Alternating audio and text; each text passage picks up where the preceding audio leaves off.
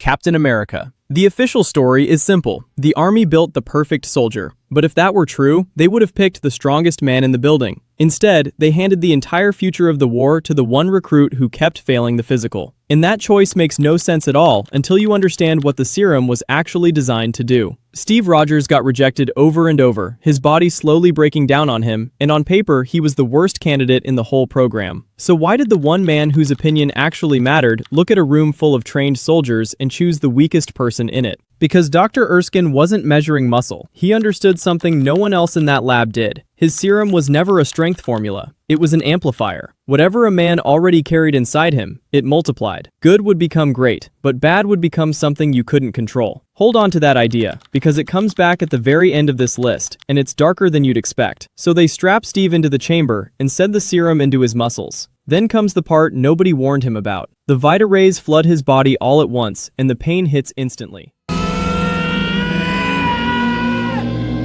Peggy Carter is screaming through the glass to shut it down. Shut it down! And everyone in the room is ready to pull the plug. But Steve tells them no, keep going. Don't! I can do this! When the chamber finally opens, the man who steps out is almost unrecognizable. Taller, stronger, standing like he owns the room. But here's the detail almost everyone misses. His body changed inside that machine. Steve Rogers didn't. The real transformation had already happened days earlier, in a training yard, when a grenade dropped and one skinny recruit threw himself on top of it to save everyone around him. The serum didn't build a hero. It just took the one that was already there and made him impossible to ignore. And that's the key difference to remember. Steve got to choose his transformation, and he walked into that chamber willingly. The next man on this list had that choice ripped out of his hands, dying in a cave with a car battery wired into his chest. Iron Man.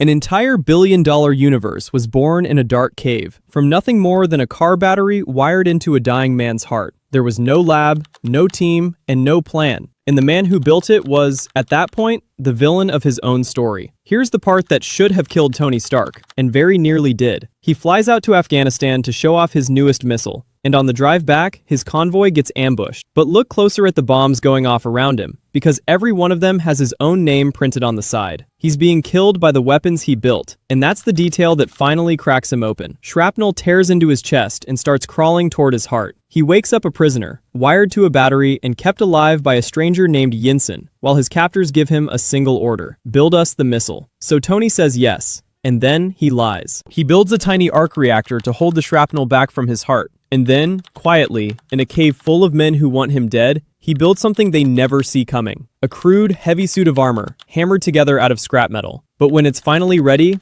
there's a price nobody mentioned going in. Yinsen doesn't make it out. He stays behind, takes the bullets, and buys Tony the few seconds he needs to escape. And his dying words point Tony straight toward the man he's supposed to become. And here's what people get wrong about this whole sequence. The suit was never the transformation the guilt was. That glowing reactor in his chest is quietly doing two jobs at once, keeping the metal out of his heart while proving to Tony that he finally has one. He walks out of that cave a completely different man. Not because he's armored, but because he's ashamed. Stark chose to change. The next man had that choice taken away from him entirely, and what walked out at the end wasn't a hero at all. Hulk. Every other hero on this list controls their power. This one is what happens when a man stops controlling anything at all, and the harder he fights it, the worse it gets. That's not a flaw in him, that's the whole trap. Bruce Banner isn't a soldier or a billionaire. He's a scientist with a lid clamped down tight on something enormous. And here's the real horror of it. He isn't the one holding the switch. Rage flips it, fear flips it, and a memory he buried years ago can flip it just as easily. His own mind is the one thing he can never fully lock down. In the 2003 film, they cage him inside a secret facility and treat him like a lab rat, because a military man has decided he wants to pull whatever's inside Banner out and copy it to turn one monster into an entire army.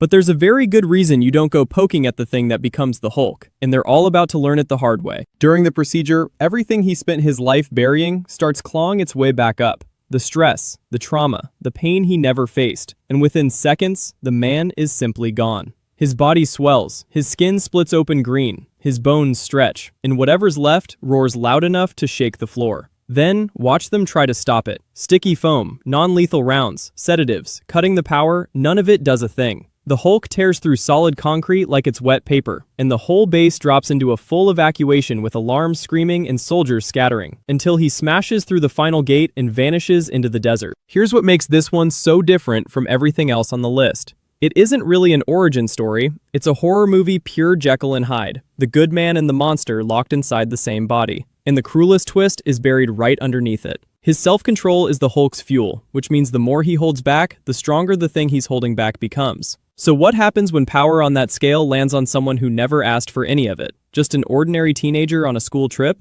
Spider-Man. One accident turned an invisible, bullied nobody into the most relatable hero ever put on screen. Nobody planned it and nobody meant for it to happen. It all came down to a single spider slipping out of the wrong container at exactly the wrong moment. Peter Parker starts out as the kid everyone looks straight through. Shy, smart, picked on, glasses, zero confidence. He's on a school trip to Oscorp when a genetically modified spider escapes and bites him on the hand, and he barely even reacts. It's just a sting, so he shrugs it off and goes home. That night, his body goes to war with itself. Fever, wild dreams, hours of it. And when he finally wakes up, something is very wrong. Or maybe very right. The glasses are useless now because his vision is perfect. His muscles are suddenly cut, his reflexes are fast enough to snatch a fly out of the air, and when his fingers brush against a wall, they stick. So he starts testing it. He drops Flash Thompson, the bully who's tormented him for years, without even trying. He can feel danger coming a half second before it lands. And in this version, unlike the comics, the webbing shoots straight out of his own body, with no gadget doing it for him, which means he has to learn how to aim it himself. But here's the part that actually matters, the part most people skip right past. The bite changed his body overnight, but it did not make him Spider-Man.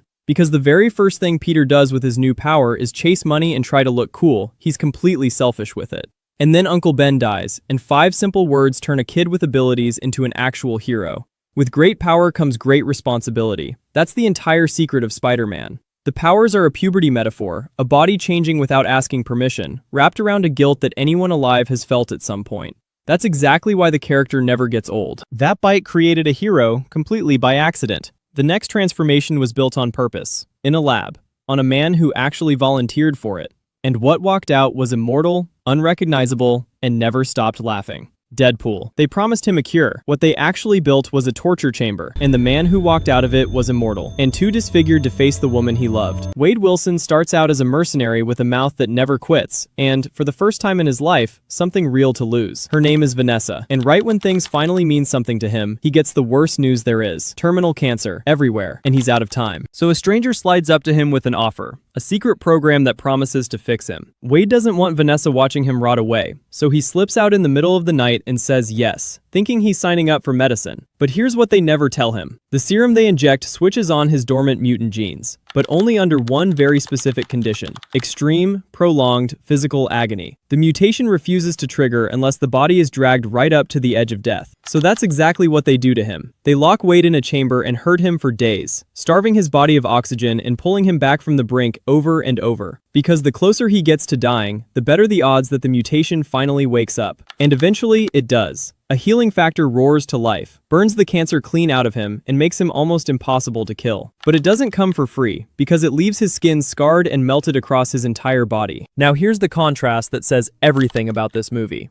Wolverine gets a version of the same power and walks away looking completely untouched, while Wade gets it and comes out unrecognizable, hiding from the world, too ashamed to let Vanessa see his face. And that's the most honest version of a superpower anyone's ever put on screen. It isn't a glow-up, it's agony and a ruined face, with jokes used as the only thing holding a broken man together. Wade lost his face, but managed to keep his mind. The very last transformation on this list did the exact opposite, and it's the most disturbing one of all. The Winter Soldier. The scariest transformation on this entire list isn't a body at all. It's watching them erase a hero's mind completely and rewrite whatever's left into a weapon that doesn't even know its own name. It starts with a death that never actually happened. Bucky Barnes, Steve Rogers' oldest friend in the world, falls from a moving train and disappears into a ravine. And everyone believes he's gone. Steve believes it. And for decades, that's where his story is supposed to end. Except Hydra got to him first. He was still breathing at the bottom of that fall, broken and missing an arm, and instead of letting him die, they saw an opportunity. They pumped him full of a super soldier serum to keep him alive and push him past every human limit: strength, reflexes, endurance, and then they bolted a cybernetic arm onto him. But the body was the easy part. The real horror is what they did to the man inside it. Zola and the Hydra scientists wiped his memory and erased everything he used to be,